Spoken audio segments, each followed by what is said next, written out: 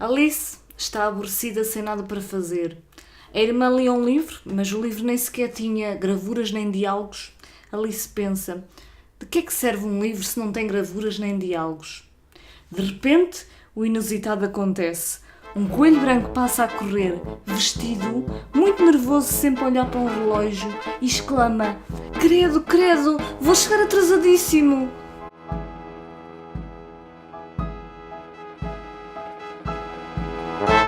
Mas será que alguém ainda não conhece a história de Alice no País das Maravilhas e a Alice do outro lado do espelho?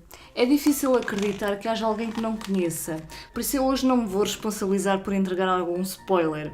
Se não conhece a história da Alice, vá agora ver uma adaptação do livro, pode ser em desenhos animados, até porque algumas adaptações de cinema não são assim tão fiáveis. Então eu aconselho a ir ver, por exemplo, as adaptações da Walt Disney, porque a seguir não irá perder o prazer da leitura da história original. Quer você conheça a história de trás para a frente ou não, de cada vez que rever esta história irá com certeza degustá-la a cada momento. As histórias de Alice marcaram de tal maneira a minha infância por causa de uns desenhos animados que eu via quando era criança, que eu tinha praticamente todas as cenas na minha cabeça, principalmente aquelas cenas do chapeleiro maluco, do gato risonho que aparecia e desaparecia e da rainha de copas. Cortem-lhe a cabeça! Eu até fingia que atravessava um espelho que tinha lá em casa para ir viver aquelas aventuras do outro lado do espelho. Bem, falando um pouco do autor, o Lewis Carroll é na verdade o pseudónimo de Charles Dodgson e era um escritor do Reino Unido do século XIX. A história Alice no País das Maravilhas foi publicada em 1865 e em 1871 foi então publicada a sua continuação, Alice no Outro Lado do Espelho, e essas histórias tinham ilustrações de John Tenniel, com ilustrações deste género maravilhosas. A história de Alice foi inicialmente contada de improviso durante um passeio de barco pelo rio Tamisa para entreter 3 irmãs, filhas de um amigo seu, sendo que uma delas se chamava precisamente Alice. A menina que se chamava Alice gostou tanto da história que pediu mais tarde a Dodgson para transcrever a história para ela. E foi a partir do desenvolvimento dessa primeira versão que surgiu então a história de Alice no País das Maravilhas.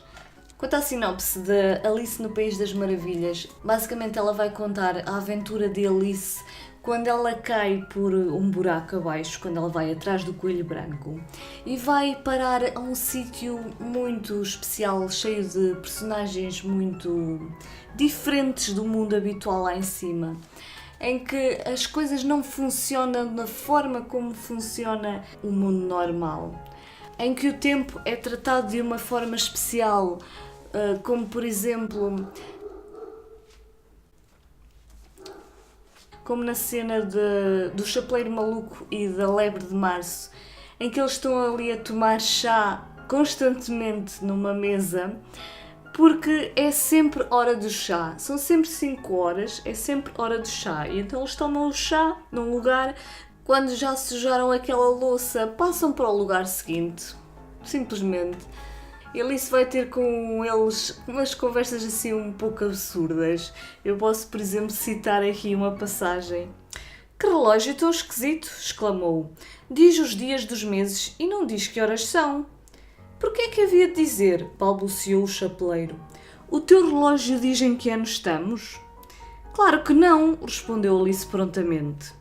Mas isso é porque continuamos sempre no mesmo ano durante muito tempo. Pois, também é o caso do meu, disse o chapeleiro. As cenas que Alice vai passar no Palácio da Rainha de Copas também são emblemáticas e bastante conhecidas. Alice, quando chega ao palácio, encontra os soldados dela em forma de cartas de jogar, que estão ali a pintar as rosas vermelhas de um arbusto, por causa do medo que têm da rainha, porque afinal aquelas rosas tinham de ser vermelhas e não brancas. Ela vai ter ali um jogo de cricket com a rainha, com alguns convidados, e no final tudo acaba com uma cena super estranha, de um julgamento em que se vai tentar descobrir, afinal, quem é que roubou as tartes. Na história Alice do Outro Lado do Espelho, Alice vai então atravessar um espelho de forma mágica e vai encontrar todo um mundo subvertido, onde existe uma espécie de jogo de xadrez em que ela vai encontrando diversos personagens e é como se esses personagens se fossem movimentando nas casas do jogo.